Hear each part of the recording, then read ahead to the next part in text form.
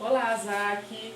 Hoje é quarta-feira e nós vamos aprender História e Cidadania. Esteja aí com seus livros e vamos começar. No livro de História, você abre na página 16 e 17 e nós vamos dar continuidade à história do Brasil, né? A gente está um pouquinho atrasado na matéria de História por causa da confusão toda, né? Aí a gente vai tentar adiantar. A gente vai estudar os primeiros habitantes do Brasil. Se você já tem as atividades feitas, você pode passar, né? Você vai fazer só as daqui da plataforma. Mas caso não tenha, vai fazer as atividades do livro, ok? Deixa eu ver até onde nós vamos ver hoje, né? Até que assunto nós vamos estudar. Até a página 20 e... deixa eu ver... Vou querer que você faça atividades até a página...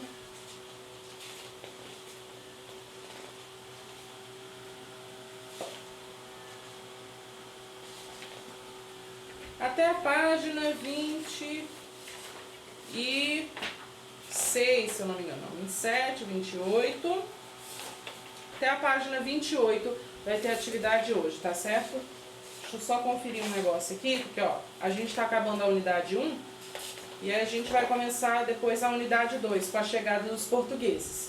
Então o que vai acontecer? A gente, né, viu a formação do povo brasileiro, viu que o nosso povo é formado pela mistura de vários outros, né, que chegaram aqui no Brasil. E vamos entender mais sobre os povos que estavam aqui no início, antes desses outros chegarem, né, que são os mais próximos de nós. Então vamos lá, os primeiros habitantes do Brasil nós já vimos, né, quando os portugueses chegaram aqui, haviam índios, né, então não foram eles que descobriram o Brasil. O trabalho indígena, eu vou ler aqui a respeito rapidinho. Os índios, né, viviam em aldeias, formavam suas casas, suas docas, tinham diferentes culturas, porque haviam várias tribos indígenas aqui, né, espalhadas por todo o Brasil. Cada uma delas falava um idioma diferente, porém havia alguns idiomas principais. O Tupi-Guarani é um exemplo e tudo mais. Eu lembro que li para você a esse respeito. Os trabalhos eram divididos, né? A vida deles cotidiana era de trabalho e tudo mais. Aí ali na página 17 a gente tem ali, né, a divisão do trabalho das mulheres e dos homens. Então as mulheres cuidavam da atividade agrícola, desde o plantio até a colheita, coleta de frutos, fabricação de farinha, preparo da comida, cuidado das crianças e a confecção de redes e cestos. Então esses eram basicamente os trabalhos realizados pelas mulheres. Os trabalhos dos homens: derrubada do mato e preparação da terra para o plantio, caça e pesca, confecção de arcos, flechas e canoas, construção da casa, expedições guerreiras e proteção da tribo.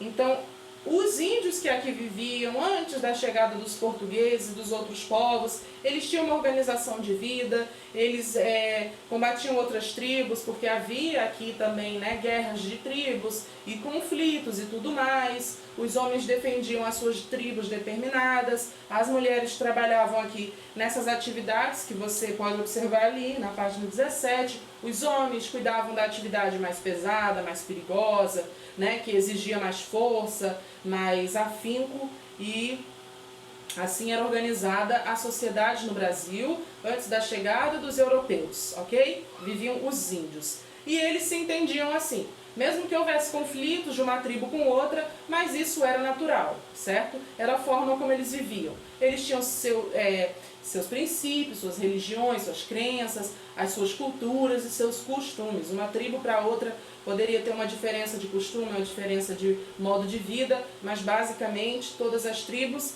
viviam assim dentro desse padrão aqui, dessa forma de vida. Na página 18 começam as atividades, e aí ali tem um texto que eu vou ler para você e vou explicar esse texto para que você saiba resolver melhor. Tá? Vamos lá. Índios, os negros da terra. Segundo os historiadores, quando Cristóvão Colombo saiu da Espanha com destino à Índia e chegou à América, enganou-se, chamando os filhos dessa terra de índios. E o termo índio acabou sendo, com o tempo, adotado para designar todos os habitantes das Américas.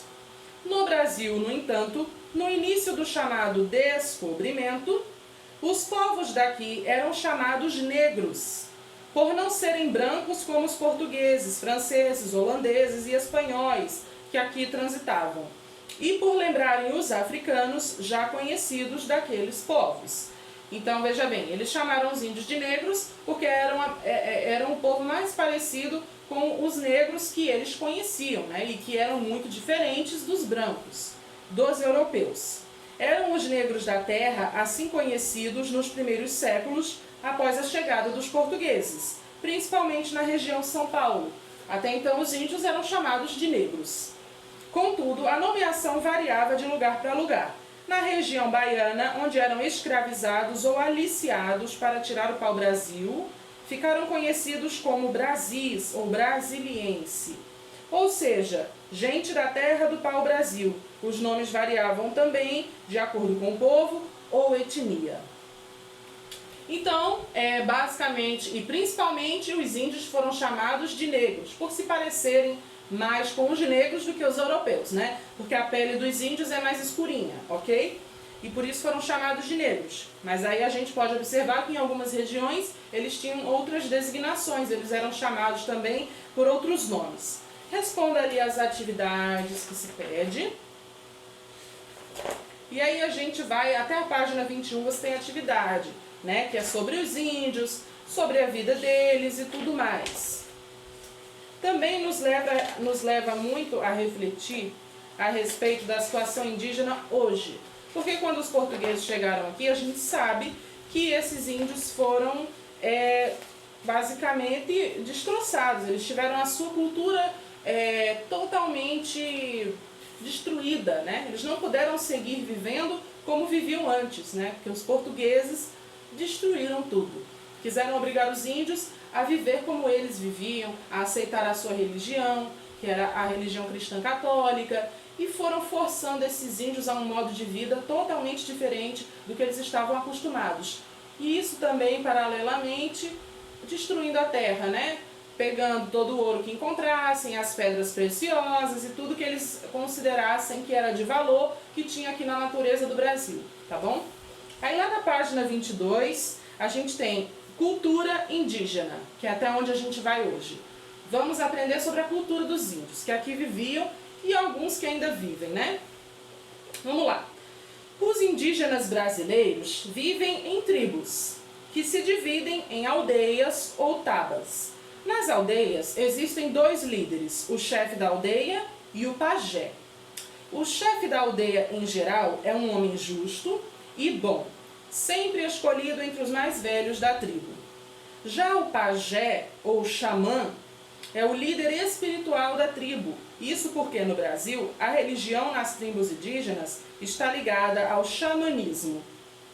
Os xamãs ou pajés são indivíduos escolhidos pela comunidade para a função sacerdotal, que apresentariam poderes mágicos de cura e adivinhação, em virtude de comportamentos incomuns, ou propensão a transes místicos, por meio dos quais é possível invocar, controlar ou incorporar espíritos que favorecem tais poderes.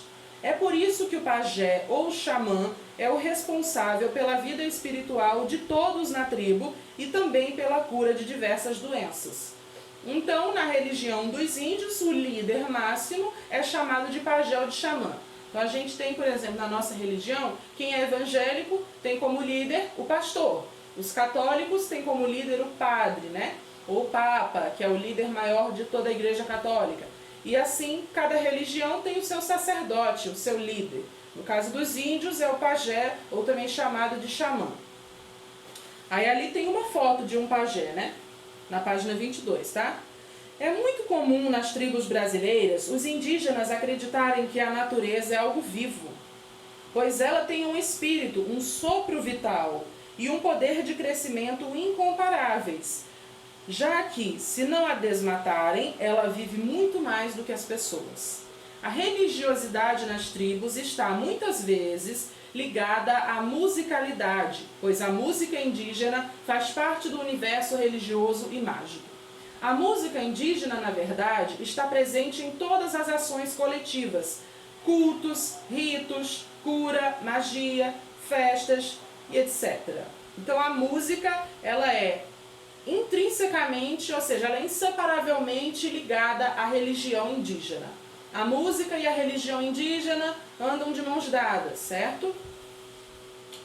Inclusive, todas as pessoas da tribo, crianças, adultos, idosos, mulheres e homens, são responsáveis por algo da música. Todos participam.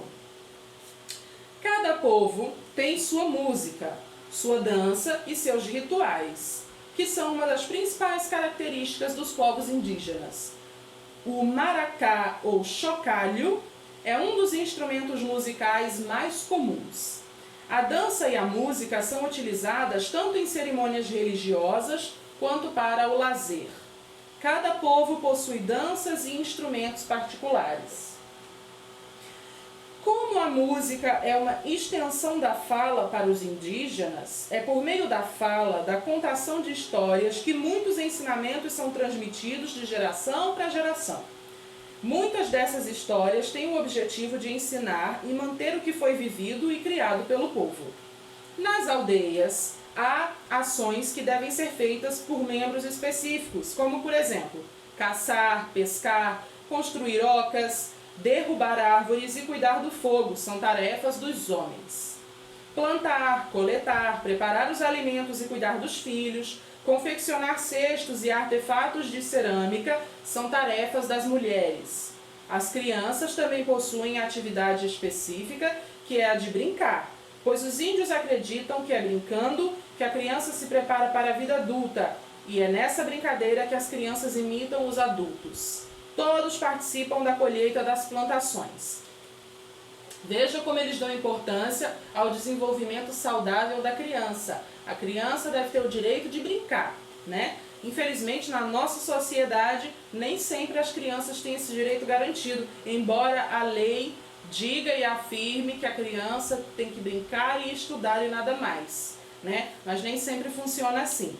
Já na sociedade dos índios, a coisa funciona da forma que deveria ser. Enfim, é possível perceber que toda a cultura indígena está baseada na coletividade. O que isso significa?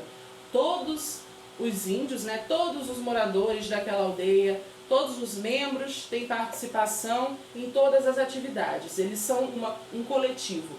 Um ajuda o outro, todos participam, todos fazem, os trabalhos são divididos, mas para a melhor organização da aldeia. E assim tudo funciona, todo mundo participando, desde as crianças até os idosos, cada um tem uma função ali específica nessa comunidade. E a coisa dá muito certo.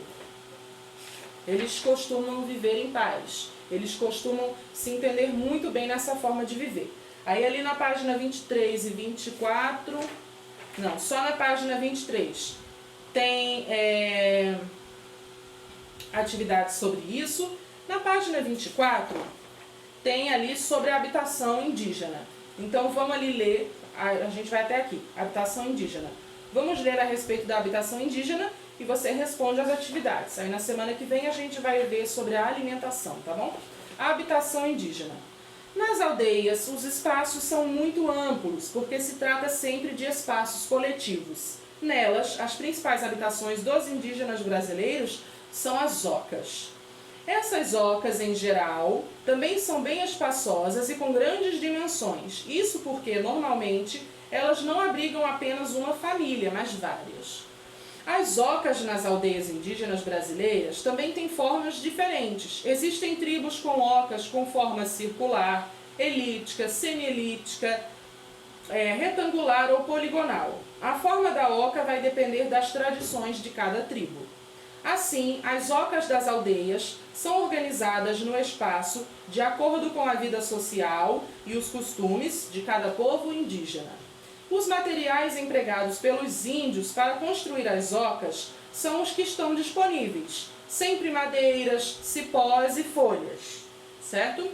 Mas a forma de combiná-los de cada tribo é surpreendente. Por utilizar materiais que se deterioram facilmente, As ocas das aldeias indígenas não duram muito. Durante a vida de um índio, ele terá que ajudar a sua tribo a construir inúmeras delas, pois sua vida dura mais tempo que a moradia construída. Então ele sempre tem que estar reconstruindo sua casa, porque como são feitas de materiais perecíveis, né, de materiais da natureza, eles precisam sempre reconstruir, porque uma hora elas acabam, né, elas são naturalmente deterioradas. As aldeias ainda são espaços que buscam a comunhão entre as pessoas e entre as pessoas e a natureza. A natureza é muito importante para a vida dos indígenas, pois eles têm a consciência de que toda a sobrevivência depende dela, ou seja, a natureza para os índios é uma verdadeira aliada. A natureza faz parte do espaço do índio, ela é parte da própria aldeia. Então, assim, os índios têm muito a nos ensinar, né? Porque eles cuidam da natureza e eles reverenciam a natureza, né? De forma que eles respeitam a natureza, preservam e cuidam da natureza, porque sabem que é da natureza que vem a nossa sobrevivência e o nosso sustento. Então, que a gente possa aprender com eles a preservar e a cuidar da natureza, né? Porque não só os índios dependem dela, mas nós, todos nós também, todo ser humano, né? Aí tem ali as atividades da página 24 e 25. Responda as atividades do seu livro. E agora para a aula de cidadania, eu vou colocar um vídeo interessante aqui na plataforma. Eu vou estar na escola pegando o resto dos seus livros que está faltando, que não está aqui comigo, né, que são os livros do professor. E aí eu vou passar atividades aqui na plataforma, responda essas atividades a respeito de cidadania, moral e ética. Vai ter um vídeo para você assistir e depois atividades para você responder, tá certo? Então eu vou ficando por aqui. Quando eu tiver acesso ao seu livro, você vai atualizando ele conforme os dias forem passando, ok? E aí a gente vai ajeitando aí e organizando os assuntos até chegar na unidade 2, tá certo? Depois verifique o restante dos seus livros, se tem na unidade 1 atividades sem fazer, de assuntos passados, de coisas que nós já vimos, que você acabou não fazendo, certo? Vou ficando por aqui, amanhã a gente se encontra de novo. Tchau, beijo!